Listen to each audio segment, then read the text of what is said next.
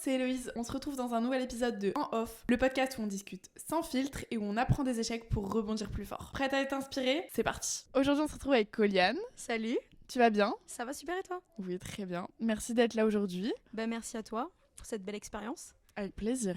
Du coup, raconte-nous qui es-tu, que fais-tu ? Ok, alors moi je suis Coliane, j'ai 23 ans, je suis entrepreneur depuis mes 20 ans. J'ai cofondé Golden Influence, c'est une agence de marketing d'influence où on a deux pôles. Le pôle commercial, on représente et on accompagne des clients sur les campagnes d'influence et on accompagne aussi des créateurs de contenu dans le pôle talent management. Ok. Donc voilà, et moi j'ai cofondé Golden à mes 20 ans du coup, pendant mes études en école de commerce. Ok, parce que du coup, raconte-nous, tu as commencé tes études et directement quand tu as commencé tes études, tu as cofondé. Ouais. Comment c'est venu en fait ? Ça s'est pas réellement passé comme ça. Comment c'est venu à toi ? J'ai commencé mes études en école de commerce, du coup j'avais 18 ans, j'ai eu ma première année. Première année, il y a eu Covid. Et ensuite, on était de la même génération, même c'est génération, donc on a eu la même chose. Et il y a eu Covid, donc moi je suis repartie pour finir mes études chez moi. Surtout sur la deuxième année, le cursus c'était 6 mois école, 6 mois de stage. Okay. Donc moi j'ai réussi à trouver un stage à Londres. Je me suis Trop démenée bien. pour trouver ça. J'étais responsable communication marketing dans une école française à Londres. Okay. Et du coup, j'ai travaillé dans tout ce qui était... J'ai découvert surtout la communication, tout ce qui était marketing, relations presse, pour mettre en avant et surtout mettre en avant l'école. Donc voilà. Et en parallèle, j'ai toujours voulu entreprendre. Ouais. Mon père était dans l'entrepreneuriat, donc okay. Ça... Bon, pas du tout dans le même secteur, il était dans l'immobilier, mais j'ai baigné dedans, j'ai vu un peu comment ça se passait, même s'il y a beaucoup de stress et il peut y avoir beaucoup de galères. Ça t'a donné envie. C'est ça, et j'ai toujours voulu avoir une forte indépendance et créer quelque chose à ma manière. Et forcément, l'amour de la communication, du marketing et surtout l'envie de représenter des créateurs de contenu et mettre en place des projets incroyables, forcément, je me suis lancée. Du coup, je me suis lancée pendant mon stage et pendant mes études. Donc j'avais ça en parallèle. Ouais. Ah ouais. Il y avait beaucoup de choses à gérer à ce moment-là, mais du coup, je me suis lancée là-dedans avec une autre personne aussi qui travaillait avec moi. On s'est lancé à deux. Et on a créé Golden en avril 2021. Ok. Et du coup, tu as continué après ça, ta troisième année quand même ? Ouais, j'ai fait une année de césure entre deux. Okay. Parce que forcément, à un moment donné, on ne peut pas trop cumuler tout. Ouais. Et c'est un peu la galère. Donc du coup, j'ai voulu que Golden, ça accroît assez rapidement. Et du coup, j'ai fait une année de césure entre ma deuxième et ma troisième année. Et après, j'ai dû reprendre en rythme alterné, mais sans recherche de contrat d'alternance. C'est-à-dire, j'avais 3 semaines en entreprise, 1 semaine à l'école. Forcément, la semaine à l'école, c'était en visio, mais j'avais mes cours à côté et je ne suivais pas grand-chose.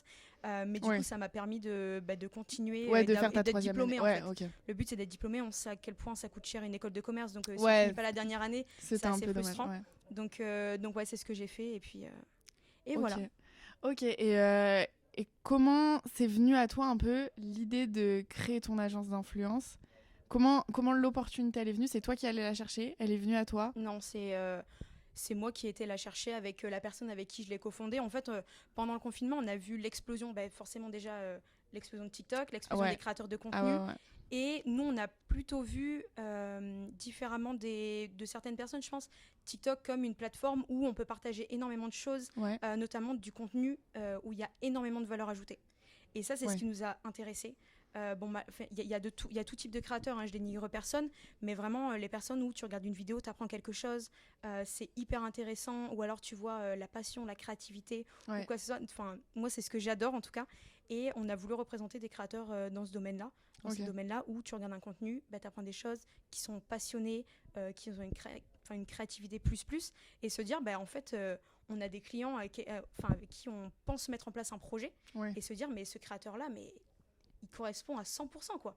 On va l'aider, on va l'aider à se développer, on va lui mettre en place pour qu'il ait des opportunités de fou. Et c'est comme ça que je me suis dit, let's go, on va créer Golden Influence et on va créer tout ça. Ok, et du coup, vous connaissiez déjà ? Comment ça s'est passé ? Genre, vous avez été dans une discussion ? Ça s'est passé comment ? La création de Golden, c'est beaucoup d'appels, c'est énormément de brainstorming avant d'arriver à créer cette agence, parce que forcément, on sait très bien que c'est long quand même. Faut créer le temps un projet, de carrément, nous, ça nous a pris de janvier à avril. Pour des créations d'entreprises. Déjà, avant de communiquer sur la création de l'agence, on voulait recruter des créateurs avant. Donc, c'est-à-dire que les créateurs doivent nous faire confiance alors qu'on nous connaît de nulle part. C'est ça. Mais nous, on a toujours fonctionné au feeling, à la confiance, c'est-à-dire qu'on promet des choses qu'on réalise à nos créateurs. Ça, c'est vraiment, ça a toujours été notre ligne, c'est nos valeurs, donc on a toujours fonctionné comme ça. Mais après, je crois que j'ai perdu ta question. Comment c'est venu? Ouais, c'est une opportunité qu'on a créée, quoi. On nous a jamais dit, oh, mais le marketing d'influence, quoi que ce soit. C'est non. En fait, on a vu la montée, on s'est dit, mais go, on va explorer le marketing d'influence. Dans une discussion ensemble, vous vous êtes dit, c'est ça, en fait, on bossait dans ces domaines-là. Ok, donc, ouais. c'est pas arrivé non plus de nulle part. On bosse dans ces domaines-là, on sait comment ça fonctionne. On a déjà bossé dans tout ce qui est relations presse, communication. L'influence, c'est lié aussi à ces métiers-là. C'est donc, un peu... Indirectement, c'est aussi lié à tous les métiers de la presse. Parce Carrément, que c'est un peu une nouvelle manière de communiquer. C'est une branche, mais ça fait partie du même domaine. Et on s'est lancé là-dedans. On s'est dit, let's go. Si on le fait pas pendant le Covid, honnêtement, on le fera jamais. Parce que mine de rien, les créateurs de contenu, il y en a plein qui ont émergé sur les plateformes. Et puis tout le monde s'est mis à consommer TikTok pendant le Covid. Et même avant ouais, mais carrément, TikTok c'est devenu la plateforme. Et moi c'est ce que je dis aussi aujourd'hui, c'est que mon premier moteur de recherche maintenant c'est TikTok. Je recherche une information, un tuto. Bon, c'est un tuto long, un peu délicat, je vais peut-être plus aller sur YouTube, mais c'est mon moteur de recherche. Ça, même tu cherches une adresse, un resto, un hôtel. Carrément. Les bons plans sur Paris, qu'est-ce que je vais faire ce week-end. C'est bête, mais tu vas aller sur TikTok, tu vas le mettre et tu auras énormément de vidéos. On n'utilise plus Google comme on l'utilisait avant. Maintenant, on va sur TikTok, Instagram. Moi, c'est TikTok en premier, j'ai pas l'info, je vais aller sur Google. Ouais, moi, j'ai besoin d'une vidéo plus longue, je vais aller sur YouTube. Ça dépend du domaine que je veux, c'est un des deux. Ouais, après, ça dépend de ce que tu recherches. Ouais, et puis même, des fois, tu vois, c'est un truc bête, mais genre, tu scrolles sur TikTok, tu tombes sur un hôtel qui a l'air sympa, tu l'enregistres, et tu sais que la prochaine fois que tu vas dans ce lieu-là, tu vas passer par cet hôtel-là. Carrément. Mais je suis partie... je te donne un petit exemple. Je suis partie à Madrid un week-end quand il y a 3 semaines. Ouais. J'ai vu une fille qui avait fait une vidéo qui avait dit, tu vois, elle disait, oh là là, moi mon problème c'est que dès qu'on parle d'une destination, le lendemain j'ai déjà fait tout le planning. J'ai repris son planning parce qu'elle avait mis exactement les bonnes adresses pour un brunch, pour un petit déjeuner, pour des lieux. Et je me suis dit, ok, mais moi en fait j'y connais rien à Madrid. Je vais aller regarder sur Google parce qu'il y a certaines choses que faut peut-être que je visite et qu'elle n'a pas fait. Mais généralement en plus c'est plus à jour les guides sur Internet. Ouais. Que sur TikTok, il y en a tellement tout le temps que tu trouves les derniers plans maintenant et tout. Tout est actualisé au final. Exactement. Donc c'est génial. Donc voilà. Ouais, voilà, la puissance des réseaux sociaux, on est les premières prises dedans. Ouais. Ok, et du coup, l'évolution de Golden, comment ça s'est passé? Est-ce que ça s'est tout de suite bien passé comme tu avais prévu? Est-ce qu'il y a eu des obstacles auxquels tu as dû faire face? Comment un peu ça a évolué? Au début, il y a forcément plusieurs obstacles dans le sens où déjà rien que la création d'une entreprise, c'est un obstacle. Ouais. L'administratif, c'est un énorme obstacle, surtout que moi, c'était la personne avec qui j'ai fondé Golden qui s'en est le plus occupée parce que moi, j'étais à Londres. Donc forcément, c'est vrai. C'est un détail qui compte. Ouais, c'est un détail qui compte. Donc on faisait tout à distance, mais c'est elle qui était face au courrier qu'on recevait à chaque fois ou quoi que ce soit. Donc la création de l'entreprise, forcément, c'était un gros obstacle, honnêtement. Surtout quand c'est la première. Ouais, après t'es rodé. Parce que après t'es rodé, tu sais un peu les trucs qu'il faut plus faire, comment bien t'y prendre, les bons contacts et tout. C'est ça. Mais quand c'est la première, t'es perdu en fait. Et puis on te dit faut faire ça, t'es en mode c'est quoi. Ouais. Mais il y a plein de choses. Et puis sur la première entreprise, moi on a tout appris au fur et à mesure. C'est ça. Et sachant que forcément on monte une agence, parce que on même jamais monté étant en école de commerce, t'avais pas appris à créer une entreprise. Après, honnêtement, c'est ce que je disais. Au début, j'avoue, je crachais beaucoup sur les écoles de commerce. Parce que pour moi, les 2 premières années, j'ai rien appris. Mais en montant ma boîte et en faisant ma 3e année, je me suis rendu compte que tout était lié. Mais tout est lié. Quand tu crées ta boîte, tout prend sens. Ok. Tu vois ce que je veux dire? Il y a plein de choses où j'ai dit, mais c'est génial parce que ça, en fait, je m'en suis pas rendu compte, mais j'en ai eu besoin quand j'ai créé mon entreprise. La compta, etc. Forcément. Mais après, c'est tellement généraliste que si tu pars pas dans la comptabilité ou tu n'es jamais face à la compta, ta compta, au niveau de tes cours, tu vas jamais t'en servir. Quoi. Donc, c'est généraliste, mais je me suis rendu compte que les cours, ils étaient intéressants. Surtout qu'il y avait beaucoup d'intervenants. Mais par rapport au fait d'avoir créé ma boîte et d'avoir fait le parallèle entre la création de ma boîte, l'expérience que j'en ai tirée et les cours que j'ai suivis. Mais... Et ta question, si je dis pas de bêtises, c'était la création de l'entreprise, c'est le plus gros obstacle. Et surtout, après, c'est savoir la gestion client, la gestion de talent. En soi, il n'y a pas de manuel. Tu vois, je peux pas. On pouvait pas savoir, mais on a tout appris sur le tas. Et après, c'est de la motivation, de la détermination, puis ne rien lâcher jusqu'au bout, qui a fait que on en est là aujourd'hui. Et aujourd'hui, Golden, ça se porte très bien. Dès la première année, ça se portait très bien aussi. On a réussi à bien développer. C'est génial. Donc voilà, c'est génial. Vous représentez à peu près combien d'influenceurs maintenant? On a 20 créateurs en exclusivité. Okay. Et chez Golden, chez Golden, la spécificité, c'est qu'on accompagne des créateurs de contenu, mais dans des domaines de prédilection. C'est-à-dire qu'on a des squads spécialisés.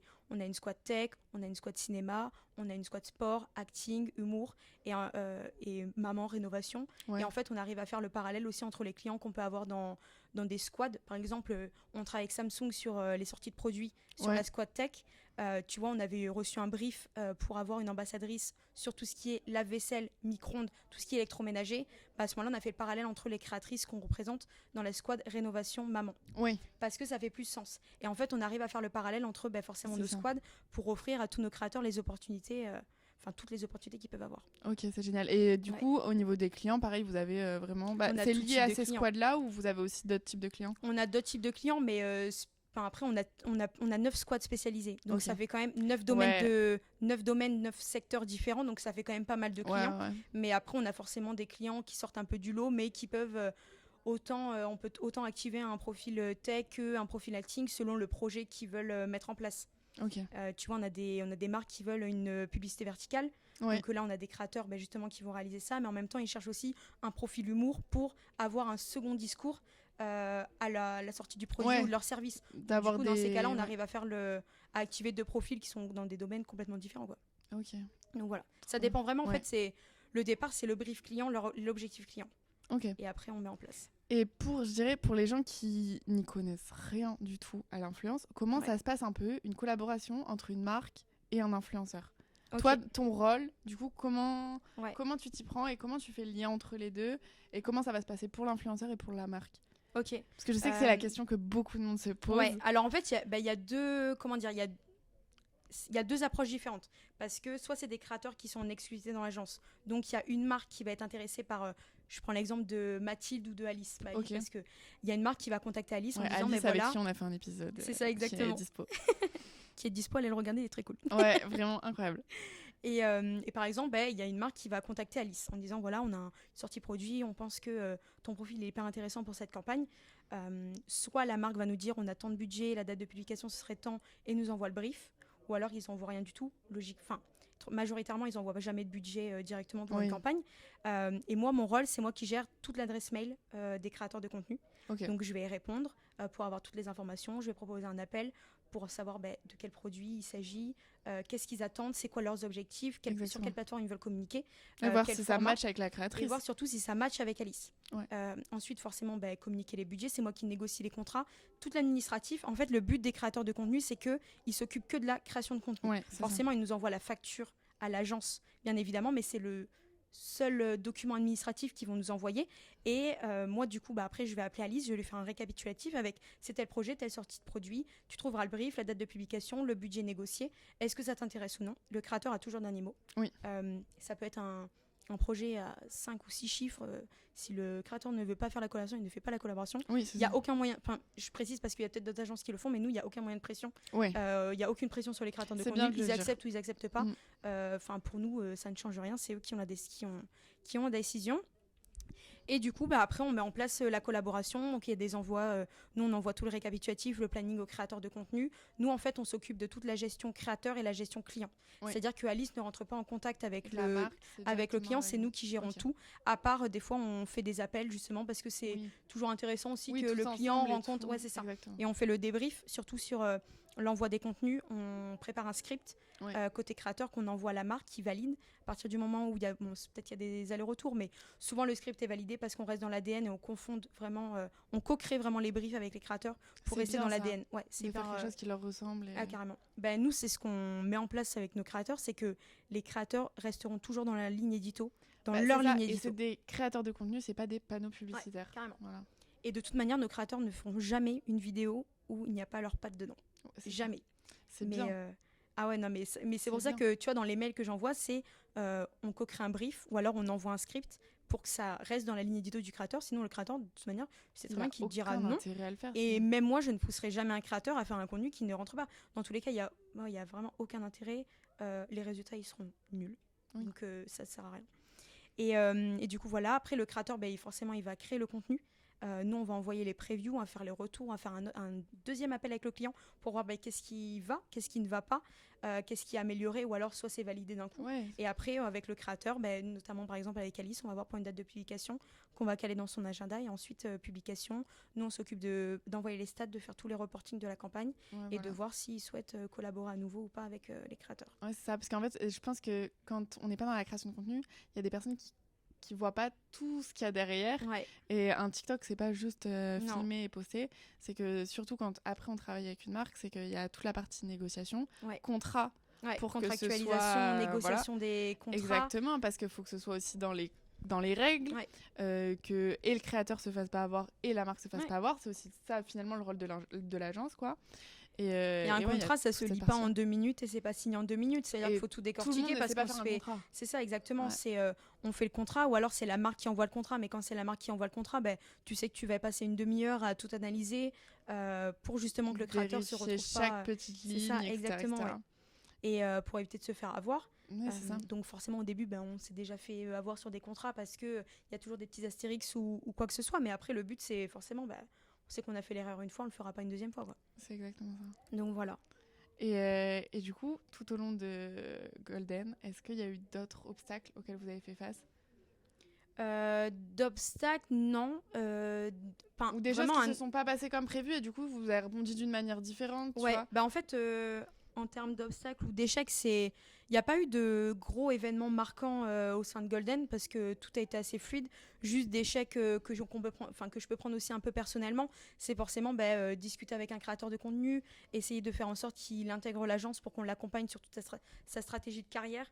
Et le fait que on a des retours de créateurs où ils disent non parce qu'ils ont une très mauvaise expérience en agence auparavant, donc ils ne veulent pas refaire confiance. Et ça, j'en entends de plus en plus. Ouais. C'est ça. Et du coup, c'est assez frustrant. Et moi, je le prends personnellement parce que je me dis, j'ai peut-être pas réussi à convaincre le créateur d'intégrer l'agence, alors que nous, on s'occupe on s'occupe énormément des créateurs, on fait en sorte qu'il y ait énormément de démarchage pour qu'ils aient des opportunités de fou. Ça, je peux le prendre un peu personnellement, c'est des petits échecs, mais ça nous permet on entend le discours des créateurs, on analyse, on prend du recul, et après on change nos process en interne pour s'améliorer et optimiser ça. Ouais.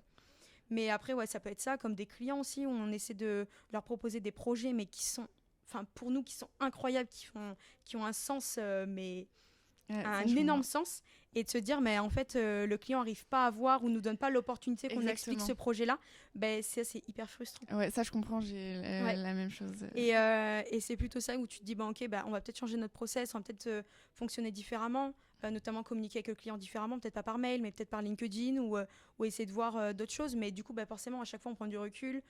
On change nos process en interne pour s'améliorer, optimiser tout ça. C'est de l'évolution au fur et à mesure. C'est de l'évolution, c'est de l'amélioration. De toute façon, c'est un peu sur le terrain que tu apprends le plus, c'est que tu vois ce qui fonctionne et ce qui fonctionne pas. Ah carrément. Ce que je faisais il y a 6 mois, je le fais peut-être plus aujourd'hui parce que après c'est un domaine qui évolue énormément. Ah oui. Donc on est tout le temps sans cesse en train de se réadapter les réseaux sociaux. Les réseaux sociaux, même tu vois les formats. YouTube Short en soi, il y a, si je dis pas de bêtises, il y a 1 an, c'était pas aussi démocratisé que maintenant. Et pourtant, YouTube Short, quand t'es sur YouTube, c'est la base. Ouais, c'est même plus pertinent que les vidéos YouTube. Carrément. Ouais. En termes de nombre d'abonnés, on le voit avec Thibaut InShape. Ouais, c'est ça. C'est lui qui a le plus d'abonnés en France par rapport au YouTube Short. Ouais, c'est un truc de fou. Ouais. Donc voilà. Est-ce qu'il y a déjà un moment, ça peut être même dans tes études, pas forcément dans ton expérience d'entrepreneuriat, où tu t'es demandé si tu avais pris la bonne décision? Moi, je me le demande tout le temps. Non, mais moi, je suis quelqu'un qui doute énormément. Ouais. Mais je pars du principe que ça fait partie du processus de douter pour toujours s'améliorer et prendre du recul. Je pars vraiment de ce principe-là. Après, mauvaise direction, non, j'ai jamais pris la mauvaise direction, mais j'ai failli la prendre. Oui. Dans le sens où, par exemple, je vais donner un exemple concret avec Golden, il y a eu la montée de l'UGC. Ouais. Et moi, je me suis dit, super opportunité, on va ouvrir un pôle UGC. Et en fait, je suis tellement partie là-dedans que, tu vois, la mauvaise direction, c'est de trop vouloir se diversifier et de ne pas rester dans un domaine, un secteur, et de se dire, en fait, c'est ça qui fonctionne, on continue là-dessus, on se donne à fond là-dessus. Et je pense que la mauvaise direction, c'est de peut-être d'avoir voulu trop se diversifier. Au final, on ne l'a pas fait parce qu'on a pris du recul dessus. Ouais. Mais c'était peut-être... je pense que c'est mon petit point noir. Parce que moi, en fait, je vois des projets... non, mais dans une journée... Limite, j'ai des idées de créer une entreprise, j'ai des idées de mettre en place des projets, mais j'ai des idées à la minute. Et je suis là, ok, non, en fait, reste dans ce que tu fais, ça fonctionne, c'est ce que tu aimes faire. Si tu te diversifies, il y aura forcément un projet qui va tomber à l'eau ou quoi que ce soit. Et de se dire, non, faut bien réfléchir avant d'agir. Et c'est plutôt de se diversifier, de vouloir trop se diversifier. Ok, et même dans tes études, par exemple, quand tu as commencé à le lancer et tout, tu t'es pas dit, j'aurais dû arrêter, j'aurais dû continuer. Honnêtement, si l'école n'avait pas coûté ce prix-là, j'aurais pas continué mes études. C'était plus par rapport à mes parents, à l'investissement qu'ils ont fait. Mais c'était la dernière année, c'était je dormais très très peu parce que j'avais forcément tu dois rendre la dernière année c'est quand même un bachelor en école de commerce, tu dois rendre un mémoire, tu dois gérer 20 créateurs de contenu en exclusivité, tu dois gérer des clients, tu fais comment, tu as des cours à suivre, tu as des projets à rendre. Du coup j'étais là, ok. Mais après, bon, ça a été fait, j'ai eu mon diplôme, je suis hyper contente et ça s'est super bien passé, mais c'était une année assez compliquée. Mais sur le moment, tu t'étais en mode, est-ce que franchement, je voulais arrêter. Hein. Honnêtement, je voulais arrêter, j'en ai parlé, j'ai dit, je vais continuer parce qu'il le fallait, quoi. Il fallait que je sois diplômée, c'est plus par rapport à mes parents que par rapport à moi. Mais oui, parce que là, actuellement, ton diplôme, il te... mon diplôme, c'est pas qu'il me sert à rien, c'est que au final je me suis lancée. Il m'a pas servi à avoir un. Mais le diplôme en lui-même, il te sert pas forcément pour l'instant. C'est ça, exactement. C'est exactement ça. Du coup, au sein de l'agence, est-ce que tu gères une équipe ? Comment ça se passe un peu Je gère une équipe, je gère le pôle talent management et le pôle commercial. Moi, je suis entre les deux. Je garde toujours un visu, par exemple sur les groupes WhatsApp. Je suis sur tous les groupes WhatsApp avec tous nos créateurs.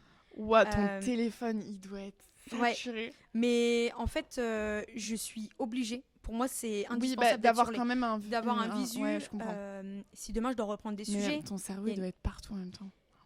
Ça va. J'ai eu énormément de problèmes sur séparer la vie pro à la vie perso. Et j'ai fait un énorme travail sur moi-même. Et ça va déjà mieux.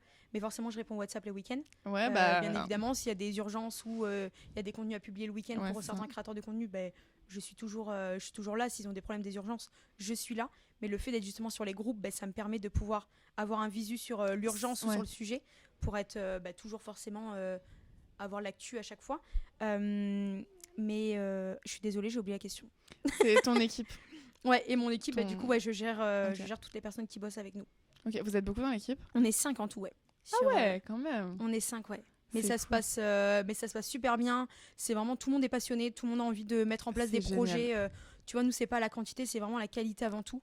Et on veut vraiment mettre des projets en place, mais qui ressemblent aux valeurs de l'agence et à nos valeurs. On est tout le temps à l'affût. Tu vois, il y a Azur qui bosse dans l'agence, qui consomme énormément les réseaux sociaux, même plus que nous, et qui est toujours à l'affût de collaboration, qui voit McDo a sorti une collaboration avec Hot Ones, ok, vas-y, on va mettre en place un projet, etc. On va leur en parler, tu vois, toujours à l'affût de tout. Et c'est génial, quoi. Franchement, tout le monde est motivé.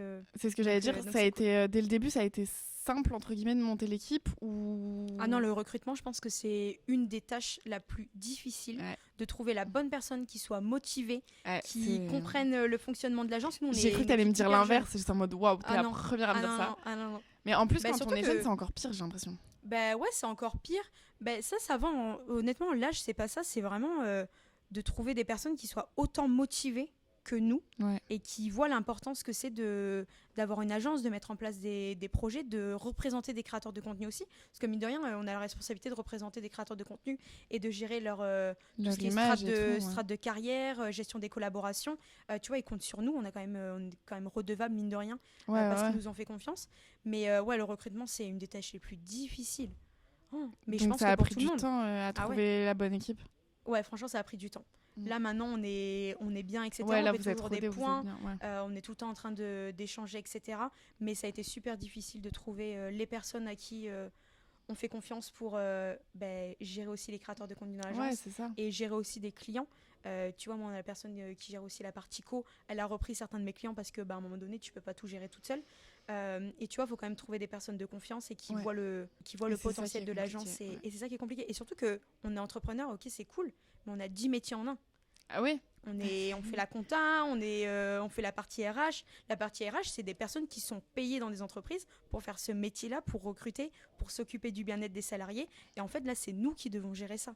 Et de se dire, ok, à 23 ans, en fait, j'ai 10 métiers en un et je suis la responsable. Donc, c'est-à-dire qu'il faut que j'excelle dans chaque domaine. Ouais. Et ça, c'est une pression qui est énorme. Ouais, ça, mais c'est la pression qu'on a décidé aussi de se mettre sur les épaules, tu vois. Oui, c'est ça. Mais c'est compliqué quand même. Mais du coup, on parle de recrutement. Et je pense que j'ai une question qui peut être pertinente pour les gens qui nous écoutent. Parce que souvent, les métiers de la com, c'est un peu dur de trouver du taf. Moi, je sais que j'ai plein de copines qui cherchent du taf dans la com. Mais typiquement, quand vous faites un recrutement, ça se passe comment? Vous recrutez où? On met en gros, si tu avais un peu des conseils pour les gens qui cherchent du taf dans la com, tu dirais quoi? Parce que les jeunes, ils ont du mal à... Nous, on est H24 sur LinkedIn.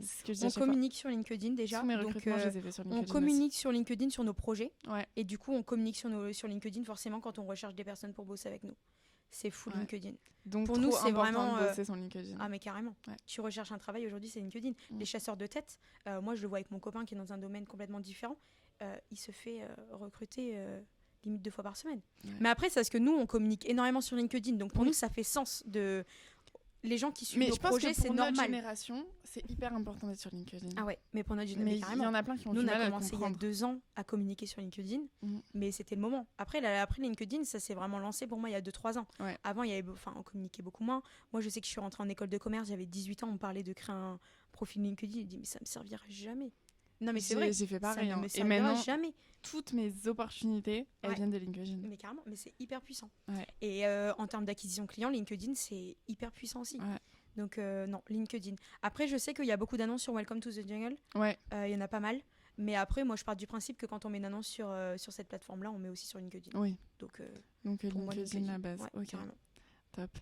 Et est-ce que la partie un peu management, gérer une équipe et tout, c'est une partie que tu trouves compliquée?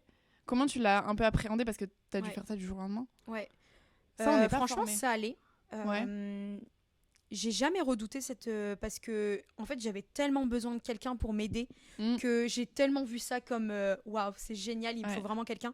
Et du coup c'est comme ça que l'équipe s'est construite quoi, parce qu'il me fallait une personne pour bosser avec moi, après une deuxième, après une troisième, une quatrième, une cinquième. Donc c'est comme ça qu'on a fonctionné. Mais ça allait. Après c'est sûr que on devient un manager. J'ai suivi des cours de management, oui. Mais tu deviens manager du jour au lendemain, ça peut être compliqué. Mais après, moi, c'est transparence à 100%. Et surtout la communication, dès qu'il y a un truc qui ne va pas, je ne laisse pas traîner, on rectifie. Je le dis toujours et aux personnes qui bossent avec moi, ne prends pas les choses personnellement quand je te dis que quelque chose ne va pas. C'est justement pour que tu t'améliores et qu'on optimise au maximum, quoi. Oui. Mais, et toute petite victoire est bonne à prendre et je félicite à chaque fois dès qu'il y a un « Oh là, mais c'est super ce que tu as fait ». Bon, il y a des choses où je vais dire moi j'aurais fait autrement, mais peut-être que ça peut être pertinent. Et je pars du principe aussi que je ne suis pas la science infuse. Oui. C'est-à-dire qu'il y a peut-être des actions qui vont être réalisées par les personnes qui bossent avec moi et qui seront complètement plus pertinentes que les miennes, ou alors peut-être pas forcément plus pertinentes, mais qui fonctionneront. On n'aurait pas fait comme ça, mais finalement de voir comme ça, c'est une bonne carrément. idée. Ouais. Donc je pars de ce principe-là et puis voilà, ça roule comme ça en tout cas. Donc pour l'instant, parce que je sais que c'est le point généralement quand on est jeune et que du jour au lendemain on se retrouve à manager une équipe, surtout quand on n'a pas travaillé dans des grosses boîtes ou quoi avant. Ouais, et moi je pense que tu vois, ça n'a pas été hyper difficile pour moi parce que du coup, depuis que j'ai 19-20 ans, je représente des créateurs de contenu qui ont 10 ans de plus que moi. Il y en a, ils ont 10 ans de plus que moi. Donc en fait, j'ai toujours été face à des personnes et l'entrepreneuriat, ça m'a fait prendre en maturité parce que tu vois, moi, le stress que j'avais quand j'avais 19 ans, c'est me dire, ok, là, je vais faire un appel face à des personnes qui ont 30-35 ans, qui ont peut-être 5 à 10 ans d'expérience dans le monde du dans le domaine du marketing et me dire, ok, est-ce que je vais être prise au sérieux? Et on m'a tout de suite pris au sérieux. C'est-à-dire que parce que tu arrives avec un beau projet, des créateurs qui ont du sens. Et tu sais de quoi tu parles. Des idées, je sais de quoi je parle. Je connais mes créateurs, je connais l'agence, je sais ce qu'on fait, je sais de quoi on est capable. Donc, il n'y a aucun souci avec ça. Et donc, le fait d'avoir des personnes qui bossent avec moi après, il n'y a pas eu de souci parce que... quand tu représentes des créateurs de contenu, tu es leur agent, tu es leur manager. Donc, au final, ça faisait vraiment suite, quoi. Donc, il n'y avait pas de... Ok. Et du coup, le fait d'être jeune, ça t'a jamais discrédité ou on t'a jamais pas pris au sérieux à cause de ça? Non, ça m'a jamais discrédité, mais c'est moi qui... J'ai dû faire un petit travail de confiance en moi, de me dire, ok, en fait, je suis capable, je suis légitime, j'ai les projets, mais c'est plus moi qui doutais de moi que les personnes en face. On n'a jamais douté de moi sur ce que je disais, mes discours, mes idées, mes projets. Mais par contre, c'est plus moi qui me mettais une pression supplémentaire en me disant, ok, on va peut-être pas me prendre au sérieux parce que j'étais là et au final, rien du tout, quoi. Ouais, c'est la manière de parler, la posture que tu as, les projets, enfin vraiment tes idées en fait, il faut être avec assurance. Ah ouais, c'est avec assurance. Et le culot, quoi. Ouais. Moi, je fonctionne beaucoup au culot. Donc, moi aussi, je suis pareil. De toute façon, sans je suis très fonceuse. Hein. Moi, je suis taureau. Je sais pas si on me dit toujours, t'es taureau, tu fonces, il n'y a pas de suite, tu réfléchis après. Je suis pas taureau, mais je fonce aussi. Ouais. Moi, je réfléchis après. Et pour l'instant, ça m'a toujours réussi, tu vois. Ouais. Bon, forcément, je réfléchis après. Je pars pas dans des délires complètement inaccessibles. Mais tu vois, je fonce et je me dis, je tente, quoi. Ok, donc le culot, faut y aller. Ouais, le culot, mais carrément. Je suis d'accord. On est en phase. Est-ce que du coup, dans ta partie perso, t'as des habitudes ou une manière de voir les choses, de vivre les choses, de t'organiser qui t'a fait un peu arriver là? Comment, tu sais, même ton état d'esprit, est-ce que t'as travaillé sur ta manière de voir les choses? Sur la partie mindset? Ouais. Moi, j'ai jamais travaillé sur moi-même. Tu vois, je sais qu'il y a beaucoup de formations sur le mindset, regarder des vidéos. Ouais. J'en ai jamais regardé. Ouais. Mais par contre, ça s'est fait au fur et à mesure, en fait. C'est vraiment, mon mindset, il a changé, mais au fil des mois, au fil de l'expérience. Mais je me suis jamais formée pour avoir un mindset d'entrepreneur. Enfin, après, moi, je sais pas si... Moi, je pars du principe que ça va... Enfin, tu vois... Comment dire, ta manière de penser, ta manière de réfléchir, ta manière de faire va évoluer avec ce que tu fais, avec tes tâches, avec tes responsabilités surtout. Donc, j'ai jamais eu de formation ou quoi que ce soit là-dessus. Et après, dans ma vie perso, moi, j'étais à 2 doigts du burn-out au bout d'1 an de création de Golden parce que je sortais pas de chez moi, j'étais à fond dans le travail. Et j'ai complètement mis ma vie sociale de côté. Mais je crois qu'on est tous passés par là. Ouais. Et j'ai carrément eu un ulcère à l'estomac à cause de ça, etc. Et j'ai dit, ok, là, à un moment donné, faut mettre une rupture, mine de rien. Enfin, c'est une petite rupture que j'ai mis. Ouais, mais c'est un travail qui est dur sur soi-même de prendre. Tu vois, déjà, le téléphone, on m'a toujours dit, prends un téléphone pro perso. J'ai dit, impossible. Ouais. C'est impossible. En fait, ça sert à... moi j'en avais 2, mais ça servait à rien. J'avais tout le temps les 2 sur moi, donc ça revenait au même. Et ça sert à rien. Puis même moi, j'adore, si je reçois un mail, etc., j'aime bien le regarder. Si j'ai des urgences, je fais comment? J'ai pas mon téléphone, c'est impossible. Et le fait de l'avoir, ça me rassure d'avoir mon téléphone, me dire, ok, je peux tout gérer. Même si c'est au week-end, moi mes créateurs ils me parlent le week-end. Il y en a ils sont pas forcément créateurs à plein temps, donc il y en a ils bossent, donc il y en a ils vont me répondre le soir. Après j'ai mis aussi des petites, pas des petites barrières, des petites limites aussi quand même parce que j'ai une vie de famille à côté, donc faut quand même que j'oublie pas ça. Mais j'ai quand même mis une petite barrière entre ma vie pro et ma vie perso pour pas finir par péter un câble. Ouais, c'est ça. Donc, comment quand t'étais un peu face à ça, comment t'as... Je vais pas dire rebondir, mais comment tu t'es dit, ok, et comment t'as fait la coupure entre les deux? Déjà, j'ai repris le sport. Moi, j'ai fait 9 ans de handball. J'avais arrêté. Moi, j'avais arrêté parce que je me suis fait les ligaments croisés. Je n'allais pas partir en pro. Bon, alors moi, je me suis pas fait les ligaments croisés. Mais pareil, pendant 3 ans, j'ai arrêté. Je faisais que taffer. J'ai arrêté. Mais j'ai repris le sport. Mais en une séance, déjà de voir du monde, de rigoler. Moi, je suis quelqu'un hyper bavarde, hyper joyeuse. J'ai besoin de rigoler, j'ai besoin de parler. J'ai tout un sourire. Mais des fois, tu sais que j'ai des crampes à la mâchoire tellement je rigole. Mais non, j'ai besoin d'avoir une vie, quoi. Et le fait d'avoir repris le sport, ça m'a fait un bien fou. Et après, j'ai mis ma vie sociale le week-end, je vois mes amis, moi je suis hyper proche de ma famille. Par contre, tu vois, ce qui est différent des autres entrepreneurs, dans ma vie perso, je ne suis entourée de aucun entrepreneur. Ah ouais? J'ai 2 amis avec qui on parle énormément business, surtout dans l'immobilier, parce que moi j'adore l'immobilier, je suis passionnée par ça, en parallèle de mes autres projets, mais sinon je ne suis pas entourée de personnes. Et je pense que ça me fait du bien parce que ça me fait... J'ai les pieds sur terre. Tu vois, je sais que ce que je vis, les opportunités, c'est des opportunités que j'ai la chance d'avoir, des projets, tu vois, même des événements, des rencontres avec certaines personnes où je me dis, ok, j'ai la chance d'avoir ça, c'est moi qui me crée ces opportunités-là, mais j'ai les pieds sur terre, je prends du recul, je prends énormément de recul. Le fait d'être entourée de personnes dans le monde du business, je prends du recul là-dessus. C'est vrai que moi, je suis de plus en plus entourée par des gens de... Mais tu vois, je sais pas si... C'est bien parce que moi, ma vie, c'est mes amis, ma famille, et ils comptent énormément, mais je pense que ça peut être intéressant. Mais tu vois, toute la semaine, je parlais avec des personnes qui ont fondé des entreprises. Du coup, toute la semaine, je suis entourée de ces personnes-là. Mais dans ma vie perso, non. En fait, ça me fait vraiment une coupure et c'est ça aussi qui est pas mal. Ouais, carrément. C'est toute la semaine, du lundi au vendredi, je parle avec des entrepreneurs, des gens qui ont fondé des agences. Là, tu vois, j'ai un rendez-vous cet après-midi avec une personne qui a créé aussi une agence de marketing influence et qui représente des créateurs de contenu dont j'ai des synergies parce que je suis intéressée par ces créateurs et il peut être intéressé aussi par les miens pour ses clients. Et en fait, du lundi au vendredi, je suis entourée de ces personnes-là. Mais le week-end, c'est ma famille et mes amis. C'est bien. Et t'as d'autres habitudes comme ça que tu prends ou que t'as pris pour essayer de... Je réfléchis. Après la période que tu as vécue où vraiment tu étais au bout, tu avais trop fait. C'est vraiment reprise du sport et mettre ma vie perso en avant sur tous les week-ends, quoi. C'est la priorité, c'est ma vie perso le week-end. Je réponds aux urgences, etc. Tu vois, le dimanche, j'ai pour habitude, le samedi, je profite vraiment. Et le dimanche après-midi, je me mets devant une série tranquillement, mais je recheck mes mails, je recheck mes urgences sur WhatsApp, je me fais ma to-do list du lendemain. J'avance surtout sur la compta, je fais le week-end parce que la semaine, ça me prend un temps pas possible. Mais tu vois, j'avance sur des sujets où je sais que je prépare bien ma semaine, quoi. Ouais, c'est ça. Et c'est dimanche après-midi. Donc voilà. Et est-ce que tu as une organisation spéciale pour gérer tout ce que tu as à gérer? J'ai des outils, j'ai des logiciels qui font que, mais après, je m'organise à fond sur Google Agenda. J'ai toute ma journée qui est notée pour rien oublier, surtout les urgences. Et après, c'est c'est ça, exactement. Mais après, je passe mon temps comme... En fait, on pourrait croire que le marketing influence, c'est trop beau, il y a plein d'événements. Parce que, par exemple, moi, je vais donner un exemple. Sur Instagram, dès que je mets une story sur Instagram, j'ai mon compte il est en privé. Mais je mets une story Instagram, je mets en avant un événement. Et les gens ne se rendent pas compte que les 3/4, même 99% de mon temps, je suis derrière mon ordinateur. C'est-à-dire l'événement, c'est le truc cool qui peut arriver. Encore avant, je participais à beaucoup d'événements.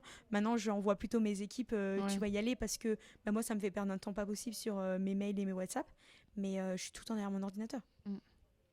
Parce qu'au début, tu vois, quand il y avait le podcast, Hector, il me disait passer la journée, etc. Mais j'ai dit, mais Héloïse, elle va se faire chier. Je suis derrière mon ordinateur toute la journée.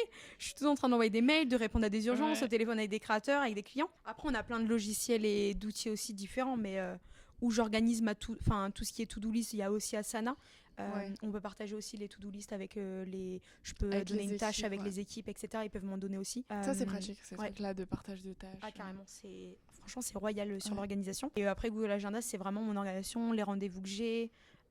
Tu vois, je mets aussi les gros points. Par exemple, je vais mettre deep work de 9h à midi et je vais mettre 3 gros points où je dois vraiment les finir pour anticiper et pas être dans l'urgence à la dernière minute. Mais ouais, Google Agenda à 100% pour l'orga. Sur Google Agenda, j'ai un seul agenda, j'organise ma vie pro et perso sur le même agenda. Comme ça, tu changes les couleurs. Ouais, je change les couleurs. Alors ça, je sais que c'est perso. Exactement. Carrément. Qu'est-ce que tu dirais à quelqu'un qui veut se lancer, que ce soit dans l'entrepreneuriat ou sur les réseaux? Qu'est-ce que tu conseillerais de faire? Je lui dirais de pas se décourager, de se lancer, déjà de foncer parce que c'est pas forcément évident, mais surtout de pas se décourager parce que malheureusement dans l'entrepreneuriat on est face à beaucoup d'échecs et ça peut nous décourager, surtout si c'est la force mentale. Moi je pars du principe force mentale et discipline à fond. Continue à travailler. Vrai. Tu vois, c'est comme je vais te prendre tu vas créer un compte TikTok, au début tu vas peut-être pas avoir énormément de visibilité, mais le fait de filmer, de tourner, c'est une vidéo qui peut tout changer. Et le fait aussi d'être forcément discipliné et de toujours publier, d'être régulier, c'est là où l'algorithme et la plateforme va te mettre en avant. Donc en fait ça montre bien qu'il faut toujours continuer, rien lâcher et se donner à fond, quoi. Et surtout quand on fait quelque chose qu'on aime, ça coule de source. Donc, c'est ça, quand tu fais... Il y a une phrase qui dit, quand ton métier... Je sais plus c'est quoi la phrase exactement, mais quand ton métier c'est ta passion, tu travailles jamais. T'as l'impression de jamais travailler, c'est ça. Mais c'est vrai, hein. Parce que moi, la semaine, le week-end, j'aime bien travailler. Forcément, c'est mes projets, c'est ma boîte. Non, mais on parlait de... Si, de dire aux personnes qui veulent se lancer de pas lâcher, de foncer et de surtout pas se décourager. C'est vraiment toujours continuer. Ils seront forcément récompensés à un moment donné. Enfin, moi, je pars toujours du principe que le travail paye toujours. Donc pour moi, et puis tu peux être à une décision ou un changement qui fait que tout peut... Mais tout ne va pas arriver de suite. Donc c'est pour ça, il faut vraiment pas lâcher, il faut avoir la patience. Et ne pas se décourager. Pour moi, c'est à force d'essayer qu'on finit par y arriver. Exactement. T'as pas mal de références comme ça. Je sais pas d'où je l'ai sortie. Elle est sortie toute seule. Ok. Et du coup, toi, dans ton expérience, dans tout ton parcours, est-ce que tu referais tout de la même manière si ça devait se refaire? Ou est-ce qu'il y a des choses que tu ferais différemment? Franchement, je ferais tout de la même manière parce que je pars du principe que si je change quelque chose, un seul petit truc dans mon parcours, il m'amènera peut-être pas où je suis aujourd'hui. J'ai exactement la même mentalité. Donc même s'il y a eu des erreurs ou quoi que ce soit, mais tout est arrivé pour une raison. Ouais, voilà. Ouais, moi je pars du principe que si je suis dans une situation, même si elle est pas du tout agréable, si je devais être là, c'est que c'est en fait je vais pas dire c'est mon destin, ça fait un peu bateau, mais tu vois parce que ça te conduira quelque part. Et mon parcours m'a amené à des opportunités de dingue et non, je changerais rien du tout. Vraiment pas. Après, l'entrepreneuriat, c'est des hauts et des bas, c'est une aventure. Hein. C'est vraiment, l'entrepreneuriat, pour moi, est égal à aventure, est égal à prise de risque et surtout sacrifice. Donc, je l'ai choisi et je ne changerai rien, non. J'ai toujours eu envie d'une forte indépendance. Donc, tu l'as. Donc je l'ai, ouais. Et je suis contente de ce qu'on a accompli. Donc franchement. Et t'aimerais dire un petit mot pour la fin? Un petit mot pour la fin. Oh là, c'est dur comme question. Non, mais est-ce qu'il y a un sujet sur lequel tu veux revenir? Est-ce qu'il y a un message que tu veux faire passer? Ouais. Bah, honnêtement, un message, non. Moi, je pars du principe que, comme je disais tout à l'heure, c'est il faut foncer, il faut pas avoir peur d'oser, d'avoir un peu de culot, parce que pour moi, c'est ça aussi où tu vas créer des meilleures opportunités. C'est de créer l'opportunité. Nous, en soi, moi, l'opportunité de. C'est ça, exactement. Moi, l'opportunité d'avoir créé Golden Influence, elle n'est pas venue. C'est-à-dire que j'ai créé cette opportunité-là qui m'a amené à d'autres opportunités que j'ai pas forcément créées, mais qui sont venues à moi par rapport à des décisions que j'ai prises avant. Donc, non, je dirais. Faut foncer, même si vous n'êtes pas taureau. Mais faut pas trop réfléchir. Après, moi, je suis jeune. C'est un projet aussi. Je dis faut pas trop réfléchir parce que c'est un projet où j'ai pas eu besoin de prêt bancaire, d'avoir des grosses charges ou des grosses responsabilités derrière. Des grosses responsabilités, oui, mais un certain risque, à des certaines limites. Oui. Donc, s'il n'y a pas énormément, il y a des métiers maintenant où il n'y a pas énormément de besoins financiers ou quoi que ce soit, là, à ce moment-là, tu tentes. Tu tentes et tu verras bien où ça va t'amener. Ça se trouve, après, l'entrepreneuriat, je pars du principe que c'est pas donné non plus à tout le monde. Il y a énormément de sacrifices personnels. Il faut savoir aussi gérer la pression parce qu'on a une pression énorme sur nos épaules. C'est clair.